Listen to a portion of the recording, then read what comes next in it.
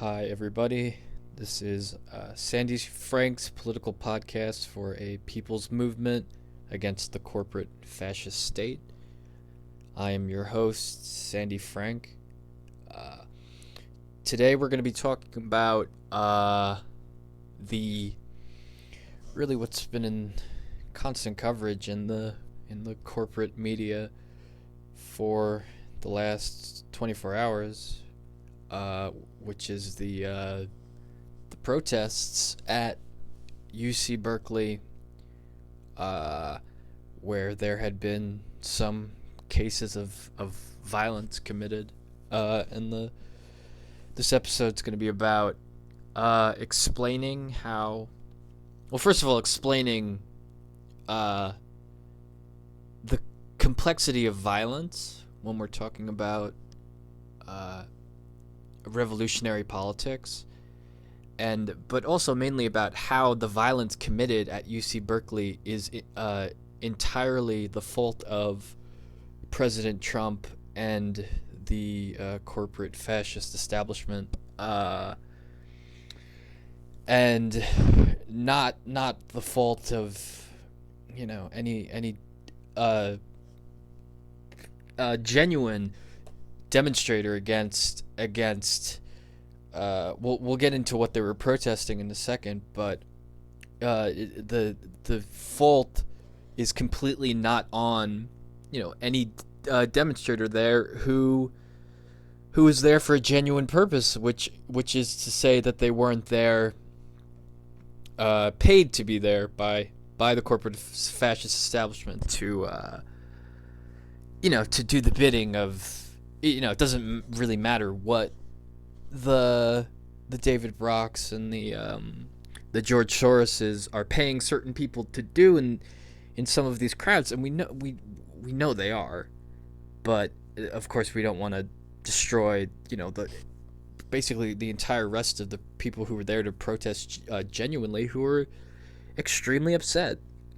So I'll get back into the corporate influence that is fueling some of these protests, but first, to continue to ascribe the blame for the violence on Donald Trump. This is of course exactly what happens when people like Donald Trump and people like Barack Obama do what they do. The violence that was committed at UC Berkeley last night is entirely the fault of Trump and Obama and the establishment, because they are the. First of all, let's just focus on what Donald Trump has done in the last few days in the United States. Not talking about murder and genocide and killing that we're doing, not in our fucking little stupid ass nation state bullshit. Let's just focus on what he's been doing in the United States for the past just few hours. Okay, the Muslim ban.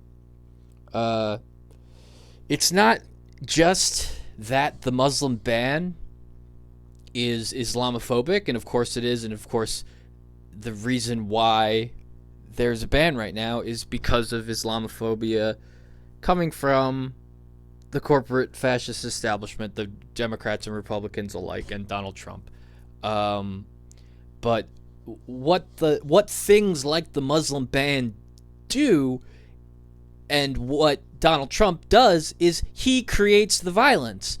Okay? So if we're going to learn our history, and if we're going to learn what was actually taught by the likes of Martin Luther King Jr. and Malcolm X, if we're actually going to speak realistically about what people like Dr. Martin Luther King and Malcolm X believed, okay? So the corporate establishment lies about MLK and Malcolm X and says that Martin Luther King said no, never violence, ever, not ever, once. Oh, if there's violence, you just throw your hands in your head and you cry and you weep.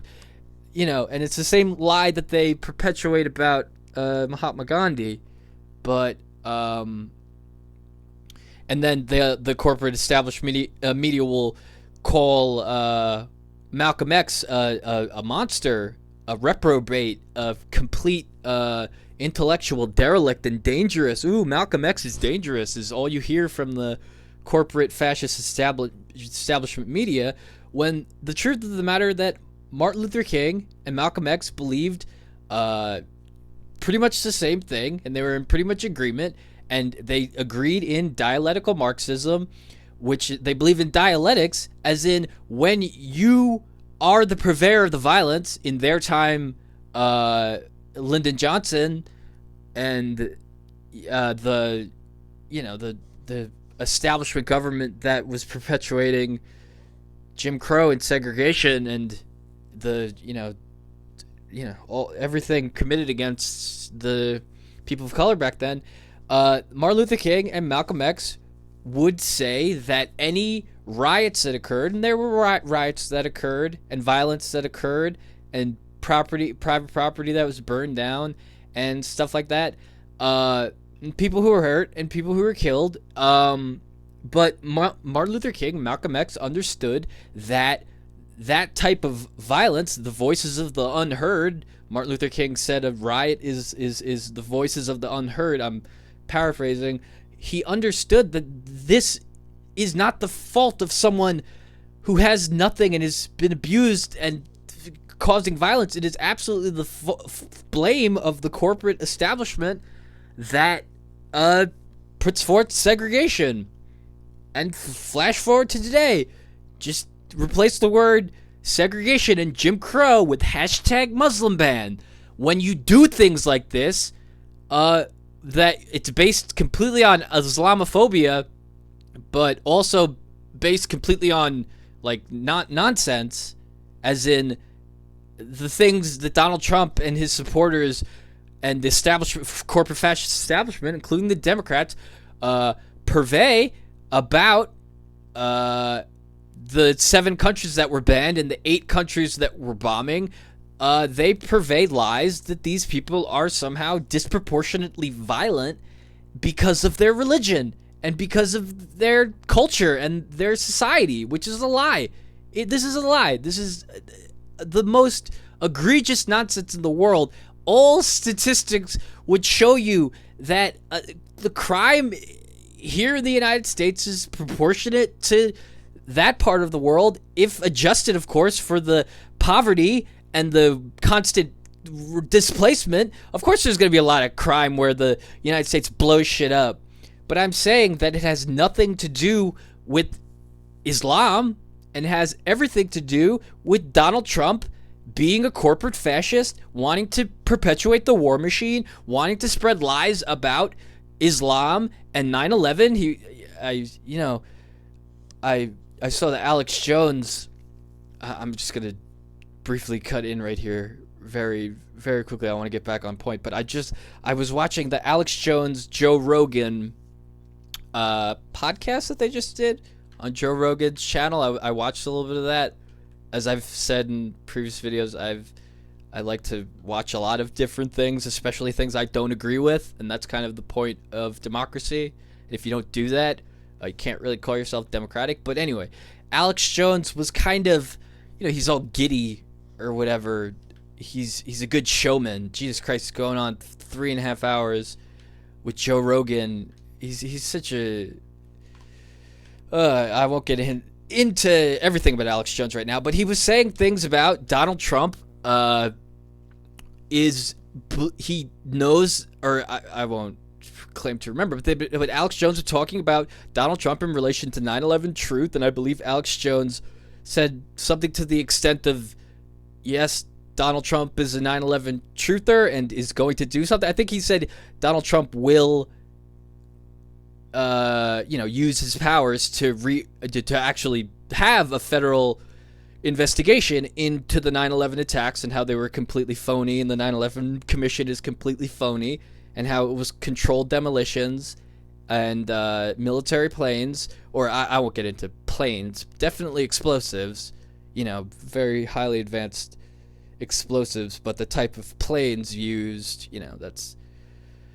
I'm not one of the experts. If you're looking for 9/11 truth, uh, people who know a lot don't go to Alex Jones. Go to James Corbett or Judy Wood or Webster Tarpley or Michael C. Rupert, the late Michael C. Rupert. So many people all over the internet who can explain 9/11 truth to you a lot better than I can. But anyway, I was talking about Alex Jones saying how Donald Trump is this supposed 9/11 truther.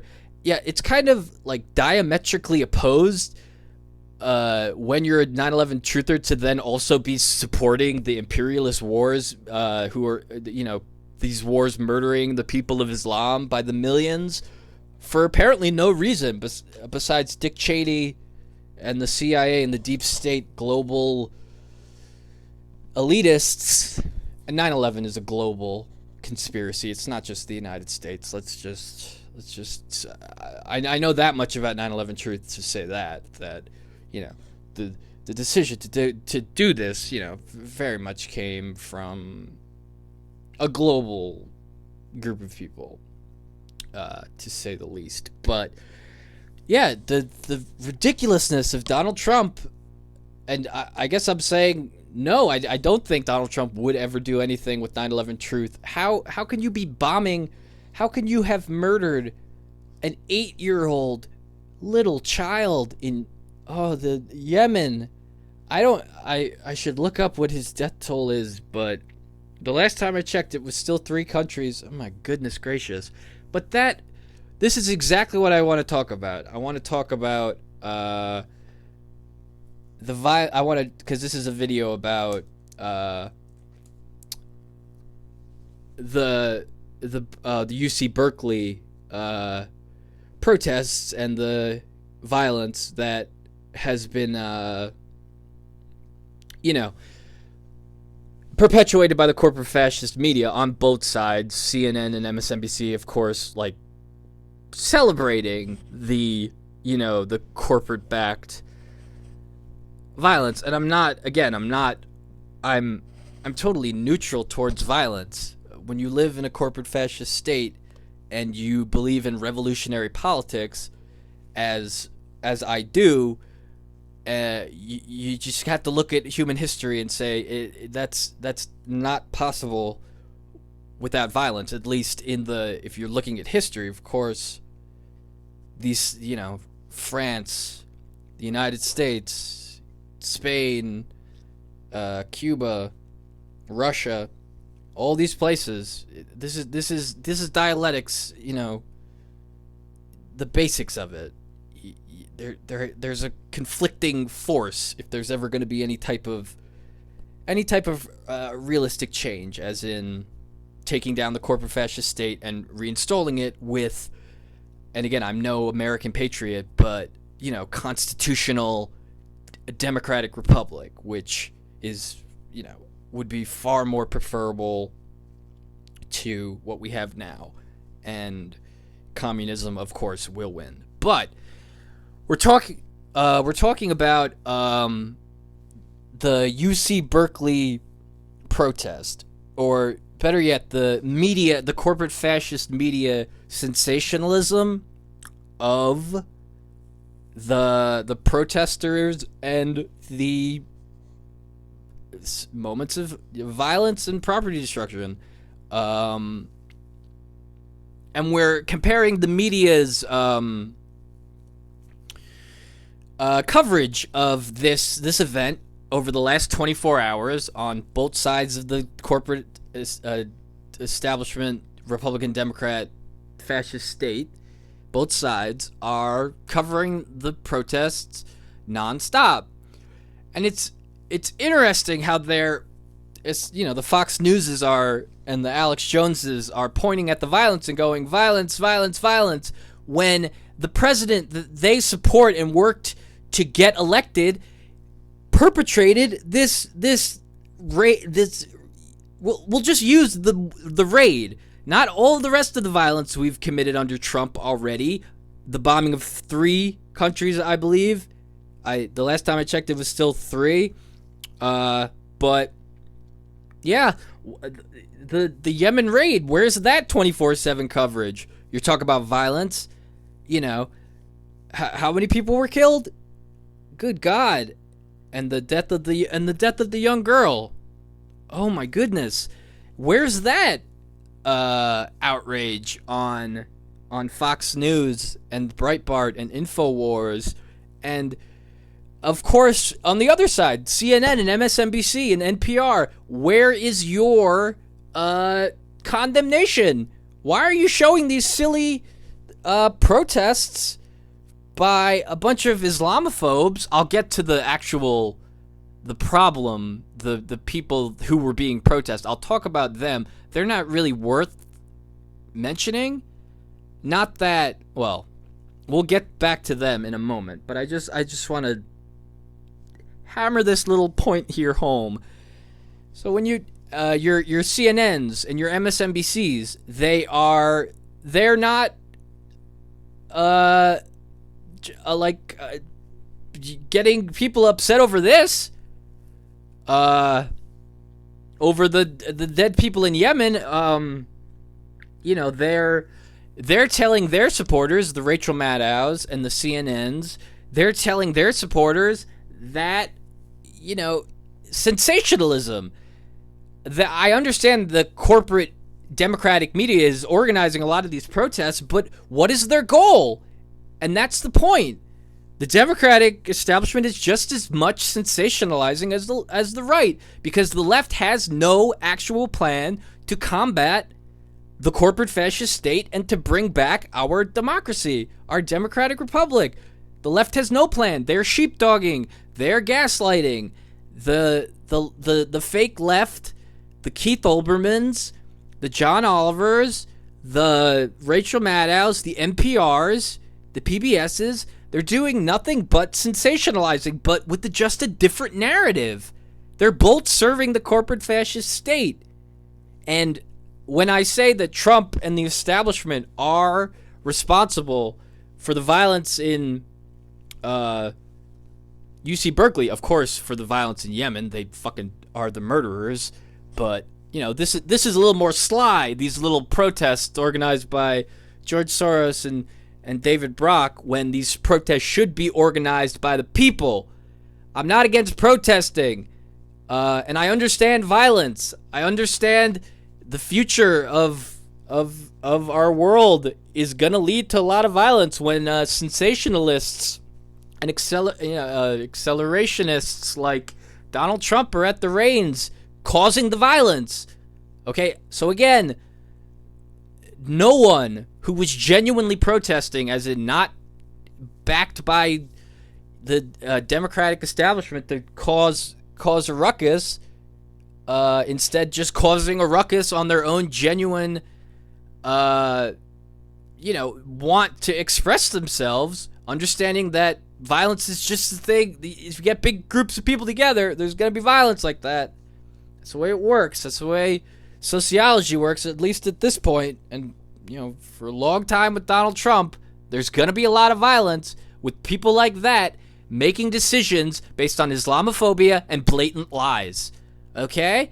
There is going to continue to be violence from protesters, whether they be corporate backed with crowbars and masks, and I don't know if I don't know why I'm even saying it, but it might be factual that I'm not going to talk about anything I don't know, but there were apparently people in the protests with masks and they showed up, but I don't know anything conclusive about that. But we do know that these are corporate, organized protests, and they, the organization is totally out to sensationalize rather than to actually use protest as well as every other tool available in our arsenal to take down the corporate fascist establishment and bring back our democracy. No, we know George Soros and David Brock and Hillary Clinton and Rachel Maddow are not interested in the slightest about actual change. But just going back to the violence. It's the fault of the corporate backed Soros and whoever, but mainly it's the part of Donald Trump and the entire establishment system. These corporate protest planners, they know how people work. They know they're going to get violence if they do things. It's not the fault of someone who's just so upset about what we are doing to the Middle East and Africa, killing millions, displacing hundreds of millions. It's got to be tens and I don't know, but so tens of millions, refugee crisis around the world. We did this. The Donald Trumps and the Barack Obamas and the George Bushes and the corporate medias did this. They created the violence everywhere. So, again, just to repeat the truth about what Martin Luther King actually believed, it's that a riot and that violence that comes from protest, as in the expression of what you believe and what you want and what you're going to fight for, violence is the voice of the unheard. A riot is the voice of the unheard, which, he meant burning stuff and spraying people in the face.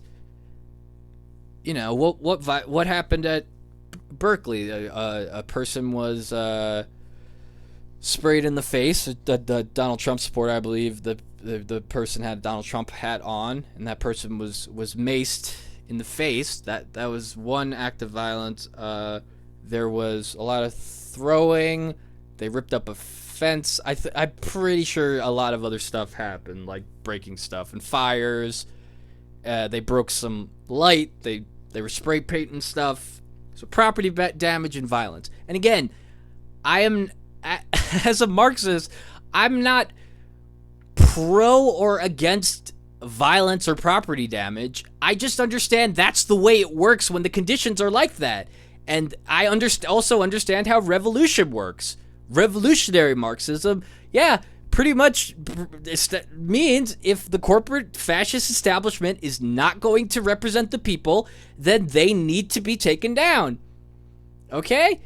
Because that's just fucking the way it works. The violence is just going to simmer and it's going to blow. It's going to happen. And when there is violence, when there is some kind of giant movement that, we saw in 1917, we better hope Donald Trump's not at the helm, But the violence, as Martin Luther King said, it's to be expected when corporate fascists like Donald Trump and Barack Obama play their Game of Thrones. Okay? So just one last time, the purveyors of this violence, the violence is entirely to do with the establishment and not the people upset about UC Berkeley inviting these people into their place of learning. So now this part. Let's talk about the esteemed guests that UC Berkeley felt so obliged to invite. What a great idea. Okay, so let's ascribe a little bit more blame. Not from the protesters, not from the people that the establishment knew would come and get upset if this was allowed to go down. All right, firstly, let's blame the people who allowed the guest and the guest speakers and this group of people. I'll talk about the group of people who were there in a moment. But let's put UC Berkeley on the slab for a while. I don't know much about UC Berkeley in itself, but I do know a lot about the general United States college higher education system. And I know that it has a lot to do with money and corporate influence. Okay. So when there's this big net of a democratic establishment society, and let's understand that the democratic establishment is very vast. It's a lot of different kinds of people, a lot of different areas of expertise, especially the colleges and especially the media. So let's talk about the relationship between the Democratic establishment media and the Democratic establishment higher education corporate state, which the likes of Hillary Clinton and Barack Obama have fucking preserved and destroyed the image of anyone's bullshit image of a hoorah America knows that in the 1950s they paid for the fucking school. Post World War II, this country knew that if it wanted to be a country with healthy, adjusted people who have good work ethics and have whatever a healthy, well-adjusted person needs, as we see in the countries around the world that give universal education, to people as a human right. We have higher levels of intelligence, just for one, in countries like Denmark and Sweden and Norway, as opposed to the United States. I think proportionally, for the amount of money the United States have, the United States is probably the stupidest country in the face of the earth. That's my opinion. I'm not a statistician. I'm not a scientist. I don't know a lot about it. But I think the United States of America is probably the least educated nation in the world. So we have a corporate democratic establishment higher education state that through the corporate media who gave Trump the presidency, they gave him billions of dollars of free time. CNN and MSNBC and NPR and all of the Democratic corporate establishment media are responsible for Donald Trump being where he is, and a lot of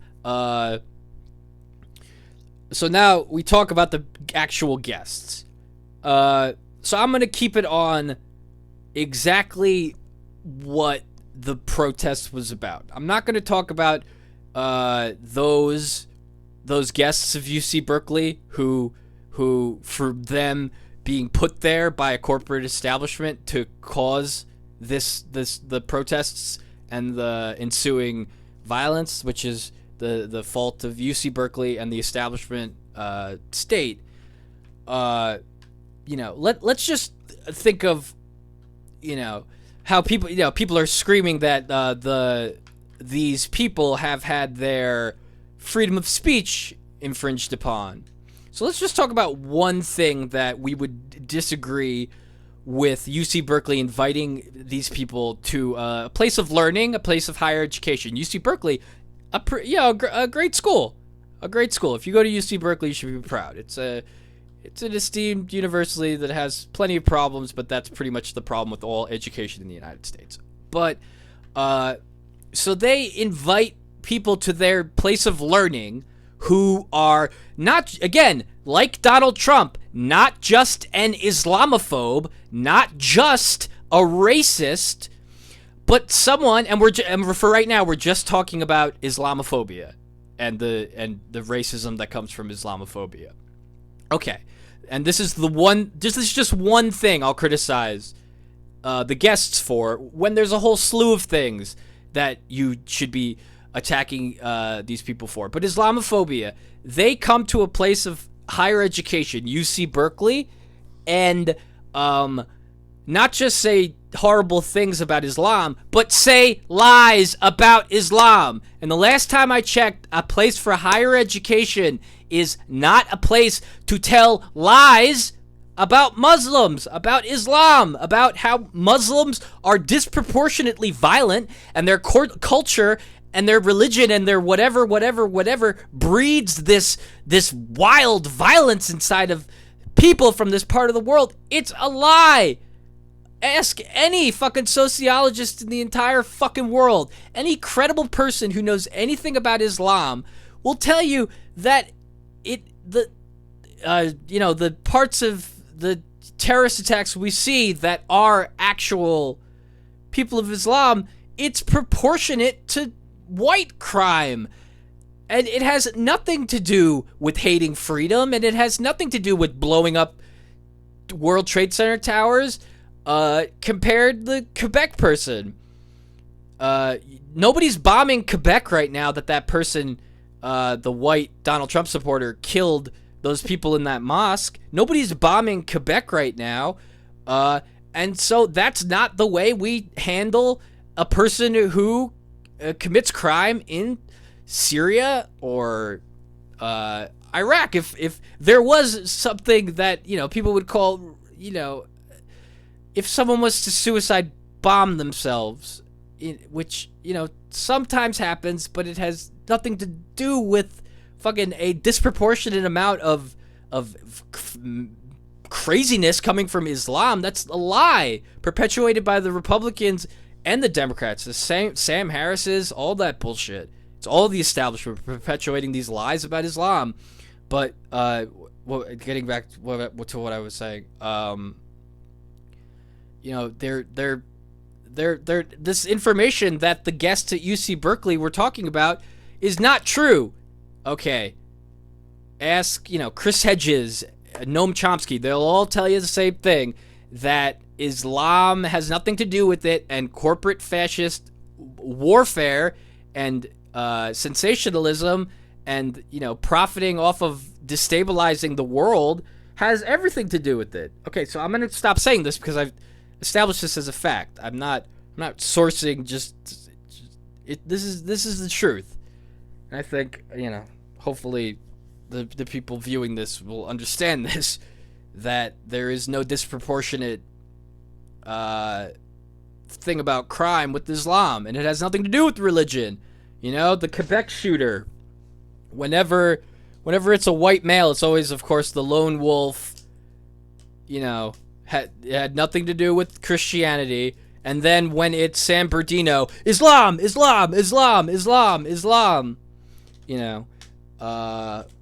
which is complete bullshit.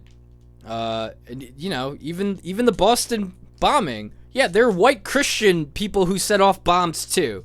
It has nothing to do with Christianity. It has nothing to do with Islam. It has nothing to do with where they come from. It has to do with the United States bombing the hell out of 8 countries in perpetual illegal warfare because of lies on September 11th and lies about Islam.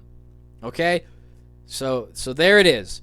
That is at least one completely disqualifying reason why the people who were invited to UC Berkeley to talk were allowed to go there and say those lies in a place of higher education. Oh my goodness, these the people, the guests, they call people what?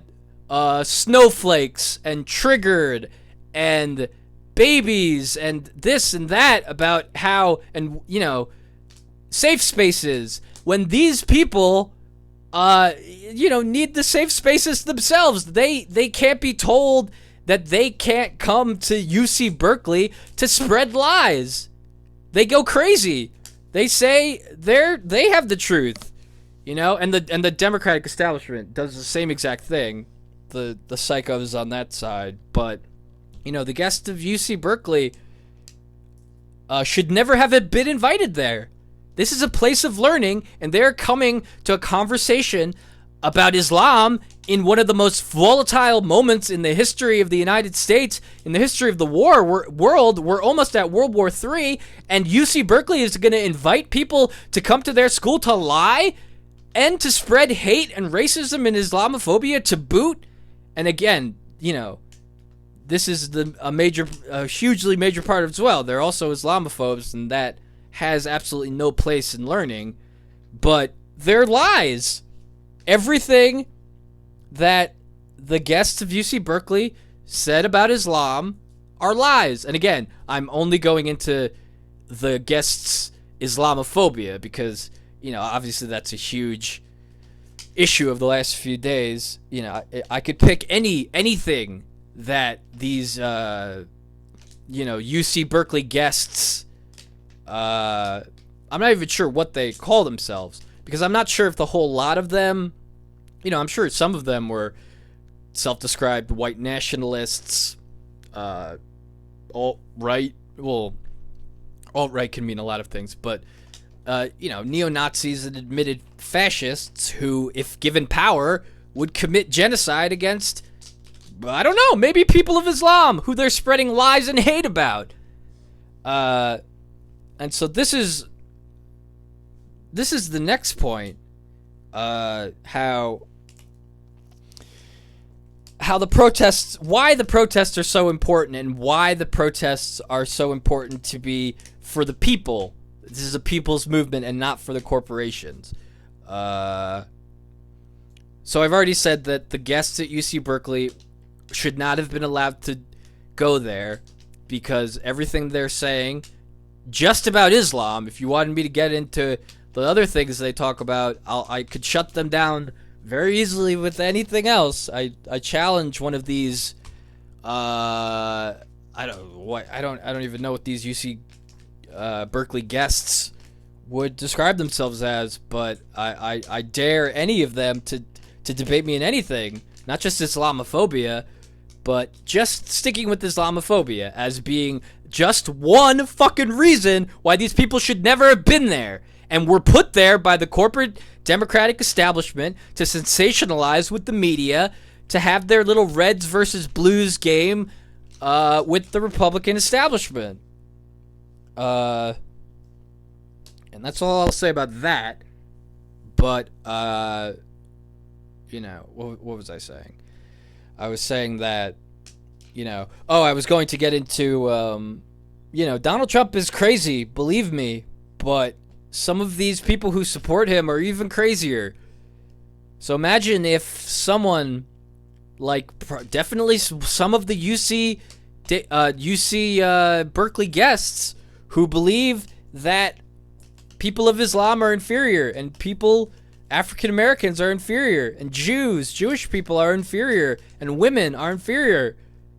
The reason we need the protest, and the reason why, the violence of that can happen, and the property damage that can happen in some of these protests is completely justified, because Donald Trump and the establishment are the ones committing the violence and the property damage, not the protesters. But the reason we need to protest so vigorously now is to make sure that these lies about Islam and this hate for Islam never reaches a position of power.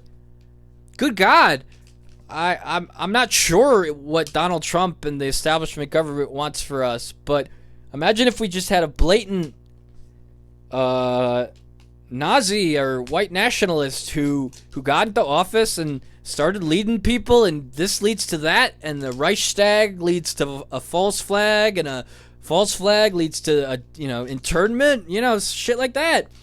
We need protests, and the violence committed by the corporate-backed part of the protests, like the establishment media, the establishment protest organizers, the establishment education, UC Berkeley should be ashamed of themselves for giving an audience, giving a place of learning to Islamophobia and lies at UC Berkeley. The higher ups in that establishment, and whoever is on the little book tour going around by this person, and the guests, these people who's ever giving a place for these lies about Islam to be told, need to be stopped. But that's the next step, having our own protest, our own organization, our own people's movement. And we need to, and it can't just be left-wing people. We want to bring everyone in, but we want to do it by telling the truth about Islam and not lying about it, like the UC Berkeley dangerous guests who never should have been allowed there. If any place of higher education that harbors something like that is a disgrace, and it's your fault for the violence. It's the fault of the establishment higher education, establishment government, establishment sensationalist media. But hopefully that's a good explanation of what these protests are and how important they are to not be controlled by the establishment, which a lot of these protests are. You know, we need our own organization, so we can tell the truth about Islam and not sensationalize and just try to play Reds versus Blues. No, we want change, and we'll get it through protesting with the truth about how the Islam is and Christianity, these mean nothing. The terrorism comes from the likes of Donald Trump and the war state and Barack Obama's kill state. This is the enemy. We can't lie about Islam to any right-wing people, or whatever right-wing means, but to anybody who doesn't support Muslim people or supports what this country has been doing. Let me explain.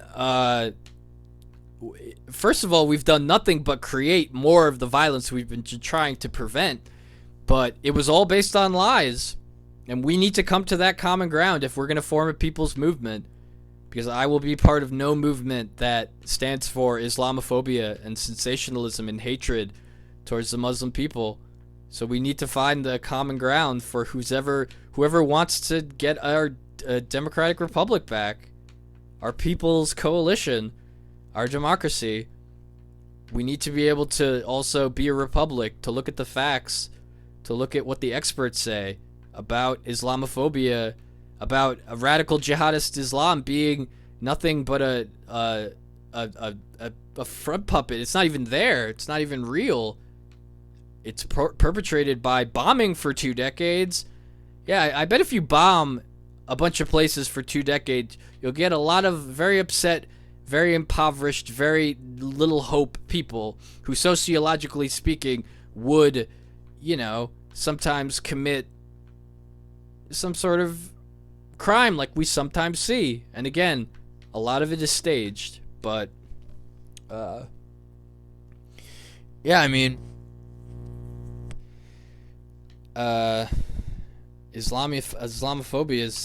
has to stop. But first we really need to come together, and we need to.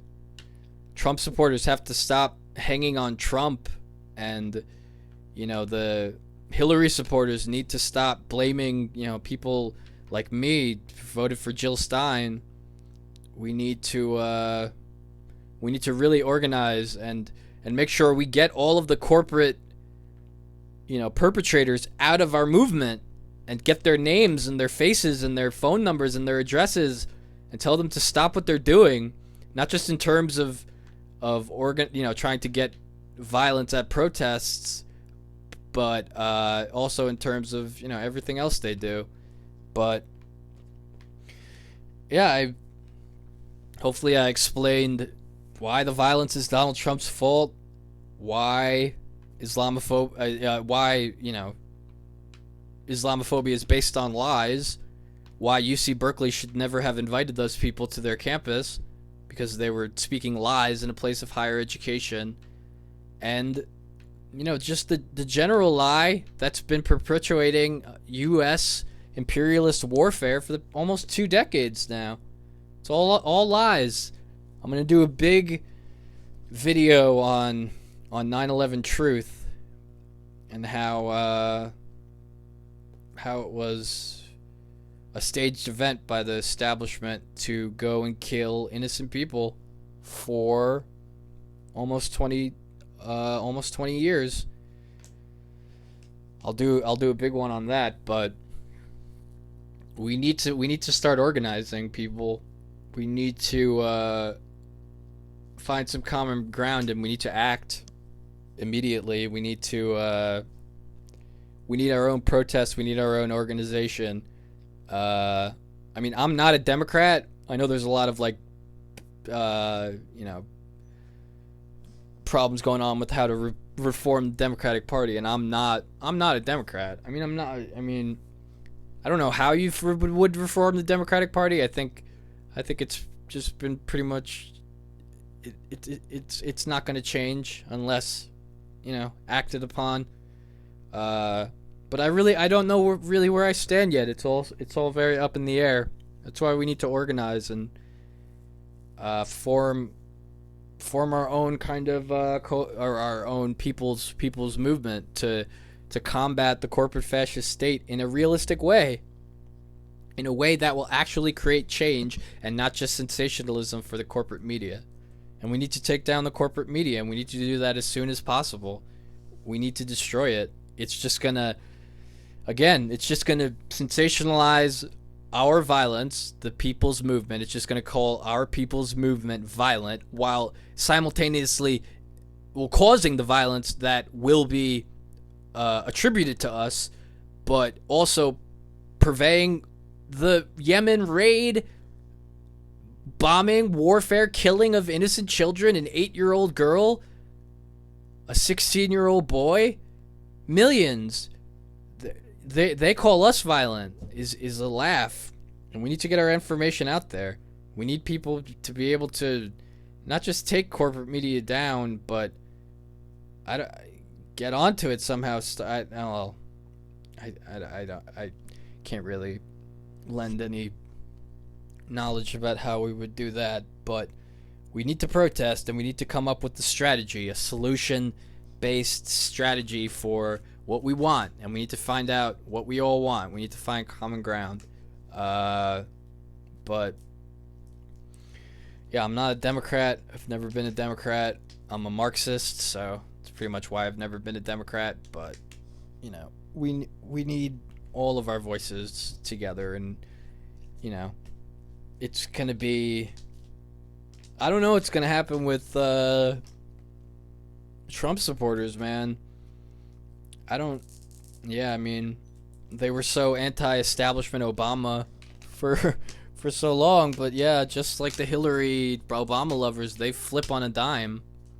So really, I mean, 46% of the voting population in the country is independent. So, and when people say independent, they mean all different types of ideas, all different types of libertarian, socialist, progressive, anarchist, conservative, Republican, whatever. Well, not Republican, but we need to come together with us rational people, and again, the majority, 46% compared to the Democrats and Republicans. We have the majority, and we the rational people who understand what a democracy is and what a republic is, and how we actually need a functioning one of those, democratic republic, so we can, so I, a Marxist, can debate my ideas, and so we can, actually create change. The wages in the United States have stagnated for how many decades? Good God, this is the world. This is the world we have right now. I'm always waking up since Donald Trump is president. And don't get me, I hate Barack Obama, but I was used to that bullshit for 8 years. I was used to his bullshit for long enough. But waking up to of course Barack Obama had Muslim bans, but just waking up to the sensationalism over Donald Trump, establishment Donald Trump, being played as some sort of rogue who the Democratic establishment hates. It's a game, people. It's a grand illusion. They're putting the wool over your eyes with Donald Trump. Donald Trump is no 9/11 truther. Donald Trump is not interested in healthcare. Donald Trump likes Donald Trump. Good God. And you think, we heard what the guy said. We knew this was coming. But that's what you get for cheating Bernie Sanders. I keep thinking about what Bernie Sanders would be doing right now if he were president, and I see a bunch of memes like, in an alternate universe, Bernie Sanders signs like an economic bill of rights, and I'm just like, ugh, God, my life would be so much better right now if Bernie Sanders was the president, and if he wasn't cheated by so many things. Oh my God. some people at the Young Turks right now are saying that, like, election fraud on the machines didn't exist, especially against Bernie Sanders, when we have evidence that it did happen. Good God. If you know anything, if you want to learn anything about what I'm talking about with the election fraud, not just the voter suppression of minorities, but also the actual the Democrats want to talk about a Russian hack. No, there was a Democratic hack, and it was on our fucking election system. What was I gonna say? It was there was a hack, and they go check out Bev Harris, who's kind of the expert on the election hacking and ballots being stolen and all this, expert on that. Or check out Debbie Lusignan, same progressive. She does a lot of election fraud kind of videos. She knows a lot about it. But people in the the Bernie establishment, they call them the Bernie-crats or whatever, this bullshit. They're saying shit like that the election fraud didn't happen. It was just like, the media was unfair and Hillary Clinton got the questions. Yeah, it was that. It was a lot of things. It was the fact that there were people voting who didn't even know who Bernie Sanders was because he got a media blackout. It was so many things. It was but most importantly is that our election system is hacked. It's controlled by the establishment government. Our elections are fraudulent. Barack Obama ensured it on his way out of the White House. He pretty much gave the entire election system to the fucking government. We live in a complete banana republic. This is a complete sham democracy now, thanks to Barack Obama. We don't have free and fair elections, and that's a big problem. If you know anything about history, which most people don't, in the United States, the least educated country in the fucking world. And we're all gonna fucking... Bad things are on their way, man. Bad fucking things. I wake up every morning with just, Donald Trump is the president. He's in control of the kill state. And all of his supporters who turned on a dime and who were just back to being a bushy and warhawk crazy person. So disheartening. But it shows the power of the establishment media. How, the people at the top know this too, that if you want to control people, you control the media and you control education, and they'll do whatever. It's not the happiest fact, but it's a fucking fact. You can move so many people by just fucking putting shit in front of their face and lying to them. And that's how you get the guests at UC Berkley, the book tour people.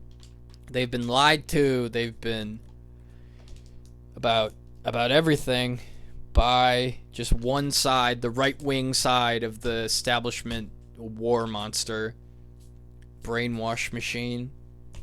But you got the protesters there. I'm sure a lot of them were, are thirsting for justice. And I'm sure a lot of them are just brainwashed Hillary supporters who are just as stupid as the brainwashed Trump supporters. But that's why we need our people's movement, and we need to get our message out there, because we need to be the ones in control of the education and the media. Okay, so obviously a very Leninist thought coming from a Marxist. I wouldn't describe myself as a Leninist, but I actually absolutely would. So if we want to create real political action change, we need to control education, we need to control the media. The Alex Jones people would try to smear me as a eugenicist, like Alex Jones did with Peter Joseph of Zeitgeist, who's fantastic. Peter Joseph, got smeared by Alex Jones saying that Peter Joseph wanted to send people to camps, when he said no, we re-educate people and we have control of the media and we use that, any education system in the history of the world. And Alex Jones is like, what? It's 1984. It's fucking Logan's Run. But yeah, we need more Peter Joseph and Zeitgeist than Alex Jones and InfoWars and establishment bullshit. But yeah, this video kind of got off the rails here. So violence is to be expected when fighting corporate fascists who need to be taken down. It is a moral imperative for our fucking existence that these people need to be taken down, and we need to protest, and we need to come together. So thank you for listening. Please comment and like or subscribe or say something. Tell me what you'd like me to do next. Just let me know. Yeah, I'm not sure what my next video will be. Will probably the next Islamophobia sensationalized story in the press. I'll probably be making a video about. But remember all the people in Yemen that we've murdered, and in all, you know, the 7 other countries we're waging war with, and you know, keep these people in your thoughts, and that these are the people we need to organize for. The people who can't help themselves, who find themselves under our bombs. We need to help them. So we need to come together. I'm Sandy Frank. Thank you for listening.